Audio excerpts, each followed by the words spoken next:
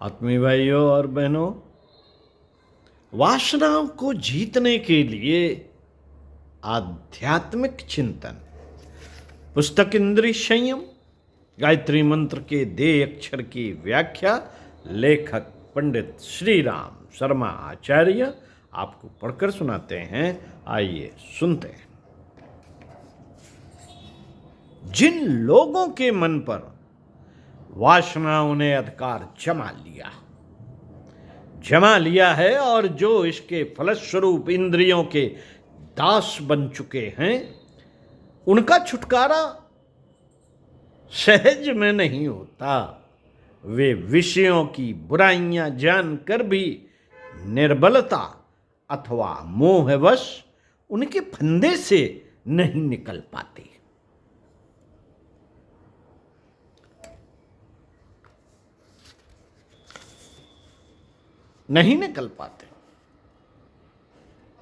ऐसे लोगों को निरंतर सत्संगति और आध्यात्मिक चिंतन की आवश्यकता पड़ती है। इन वासनाओं में प्रायः काम वासना ही सर्वप्रधान होती है और सबसे पहले उसी के निग्रह की चेष्टा की जानी चाहिए। मित्रों, स्त्री की प्रतिमूर्ति अथवा स्मरण मन को क्षुब्ध करता है। काम वासना शक्तिशाली होती है। यह एक कुसुम धनुष साथ लेकर चलती है, जिसमें मोहन, स्तंभन, उन्मादन, शोषण और पतन रूपी 5 वाण सजे होते हैं। विवेक, विचार, भक्ति और ध्यान इस घोर राग का मूलच्छेद करते हैं। यदि काम पर विजय प्राप्त हुई तो क्रोध, लोभ आदि जो उसके शस्त्र हैं, आप ही कुंठित हो जाएंगे। राग का प्रथम अस्त्र रमणी है।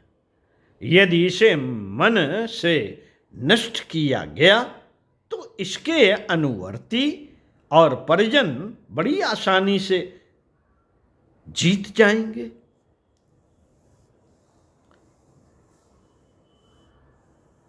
यदि सेनापति मारा गया तो सैनिकों को मार डालना आसान हो जाएगा। वासना पर विजय प्राप्त करो। मित्रों, वासना पर विजय प्राप्त करो, फिर क्रोध को जीत लेना आसान हो जाएगा। केवल क्रोध ही वासना का अनुवर्ती है।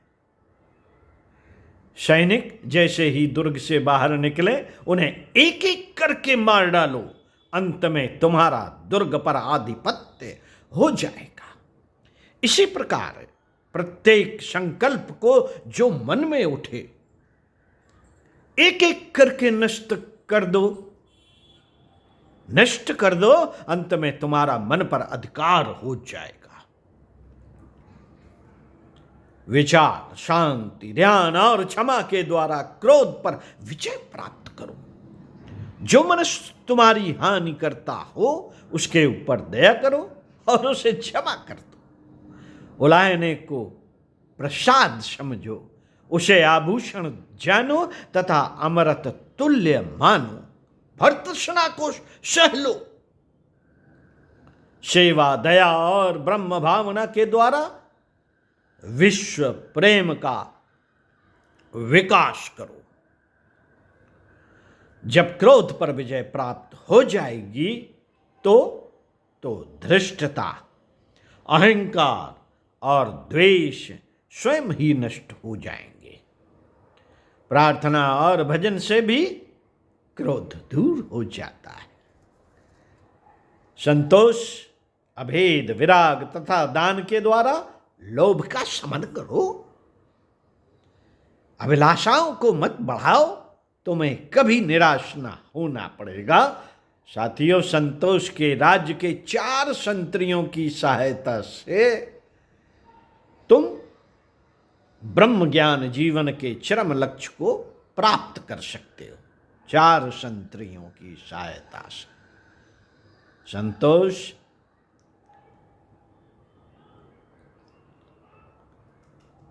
अभेद, विराग तथा दान के द्वारा लोभ का शमन करना पड़ता है। अभिलाषाओं को मत बढ़ाओ। अनुराग के पीछे पीछे शोक और दुख भी लगे रहते हैं। अनुराग शोक से मिश्रित होता है, सुख के पीछे दुख चलता है। जहां सुख है वहां दुख भी है। अनुराग के नाम पर मनुष्य दुख का विषमय बीज वपन करता है, जिससे शीघ्र ही स्नेह के अंकुर निकल आते हैं, जिसमें बिजली के समान भयानक दाहकता होती है और इन अंकुरों से अनेक शाखाओं से युक्त दुख का वृक्ष उत्पन्न होता है। दुख का वृक्ष उत्पन्न होता है जो ढके हुए घास के ढेर के समान जलते हुए धीरे धीरे शरीर को दग्ध कर डालता है। साथियों, बराबर इस संसार की असारता पर विचार करो। राग से मोह उत्पन्न होता है। यह सभी जानते हैं कि जब किसी मनुष्य की पालतू चिड़िया को बिल्ली खा जाती है तो उसे दुख होता है,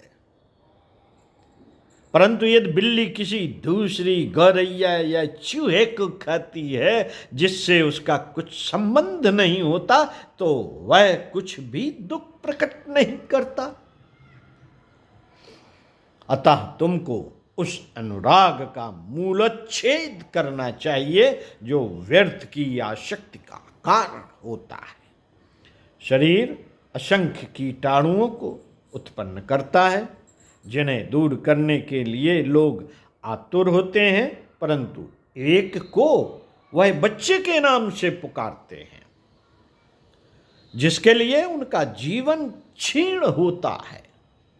सांसारिक मोह इसी प्रकार का होता है। अनुराग की गांठ उस महामोह से दृढ़ होती है जो मनुष्य के हृदय को चारों ओर से सूत्र की समान ग्रंथित किए हुए है।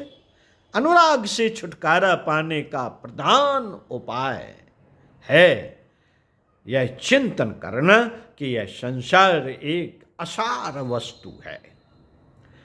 इस महान जगत से असंख्य पिता, माता, पति, स्त्री, बच्चे तथा पितामह चले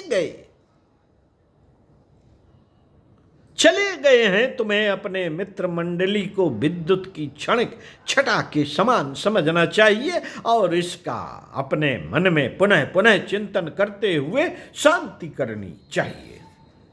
मन को शून्य कर दो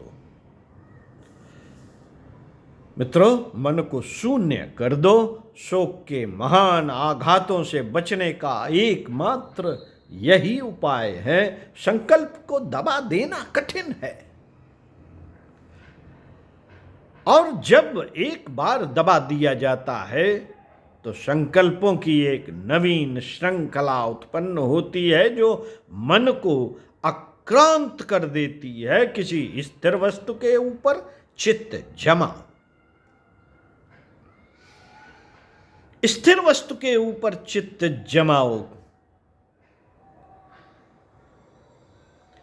तुम मन को रोकने में सफल होगे।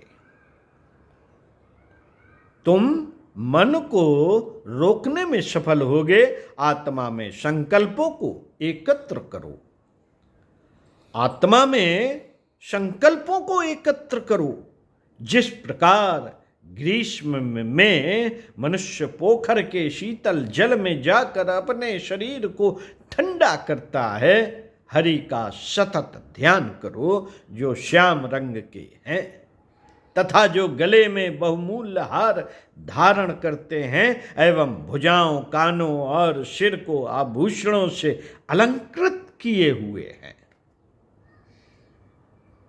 जब विषय तुम्हें व्यथित कर सम्मोहित करे तब विचार, विवेक और सात्विक बुद्धि का सदा प्रयोग करो। इंद्रियों को भ्रांत करने वाला अहंकार,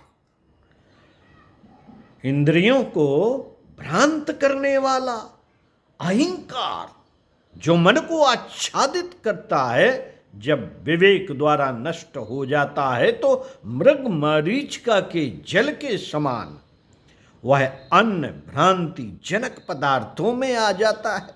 बार बार विवेक का आश्रय लो जब तक ज्ञान में तुम्हारी स्थिति न हो जाए। वस्तुतः विवेक की शक्ति महान है। मित्रों, जब तुम्हारे संकल्प जो बिखरे हुए हैं एकत्रित किए जाएंगे और तुम शांत अवस्था में आओगे तो शाश्वत आत्मा चमक उठेगी, जैसे सूर्य स्वच्छ जल के ऊपर चमकता दिख पड़ता है। जब तुम्हारे संकल्प जो बिखरे हुए हैं एकत्रित किए जाएंगे और तुम शांत अवस्था में आओगे तो शाश्वत आत्मा चमक उठेगी, जैसे सूर्य स्वच्छ जल के ऊपर चमकता दिख पड़ता है। शांति धन दारा या भोग में नहीं रहती। शांति धन दारा या भोग में नहीं रहती। जब मन संकल्पहीन हो जाता है तो आत्मा चमक उठती है, चमक उठती है और शाश्वत आनंद तथा शांति की वर्षा करती है। फिर तुम बाहरी विषयों में व्यर्थ ही सुख के लिए क्यों भटकते हो? अंदर खोजो, अंदर खोजो अपने आनंद के लिए, अपने भीतर सतचित आनंद का अमृत आत्मा में ढूंढो। पंडित श्री राम शर्मा आचार्य। ओम शांति। स्वाध्याय सत्संग का क्रम बनाए रखते हुए चिंतन मनन का क्रम आपके ऊपर सौंपते हुए अगले वीडियो में आपसे फिर मिलेंगे। आवेशों से बचना आवश्यक, आवेशों से बचना आवश्यक है। तो सुनते रहिए कुछ अच्छा और पढ़ते रहिए कुछ अच्छा।